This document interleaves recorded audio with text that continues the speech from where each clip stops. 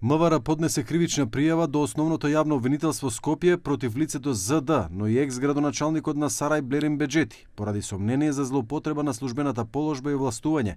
Според истрагата, ЗД како овластено службено лице овозможил незаконска корист од 3,2 милиони денари за фирма од Сарај постапувајќи надвор од своите законски надлежности. Се сомничи дека дозволил донесување одлука за режим на сообраќај и техничка контрола, иако тоа било во надлежност на општина Сарај. Од друга страна, Блерин Беџети како градоначалник на општината се сомничи дека на истиот субјект му овозможил незаконска корист од 42,8 милиони денари. МВР соопшти дека двајцата постапувале спротивно на Законот за локална самоуправа и Кривичниот законник. Во период од октомври 2022 до март 2023 година тој два пати донел одлука за утврдување на режим на сообраќај и одлука за изменување и дополнување на одлуката за утврдување на режим на сообраќај врз основа на барања поднесени од барателот, без претходно да ја изврши неопходната проверка на доставените прилози и да утврди дека истите не се во согласност со урбанистичкиот план за село Глумово, со што постапил спротивно на законот.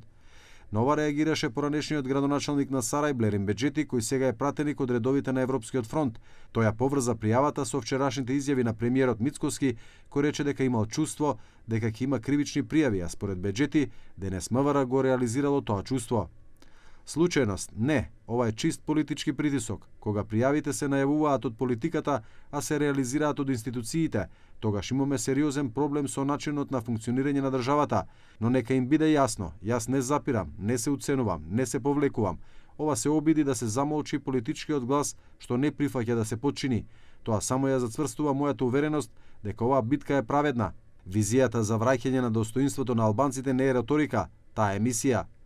Беџети на крајот со иронија му се обрати на албанскиот коалициски партнер во власта Влен, пишувајќи дека на овие кои денес мислат дека може да градат власт преку контрола и страф, ви велам свлен.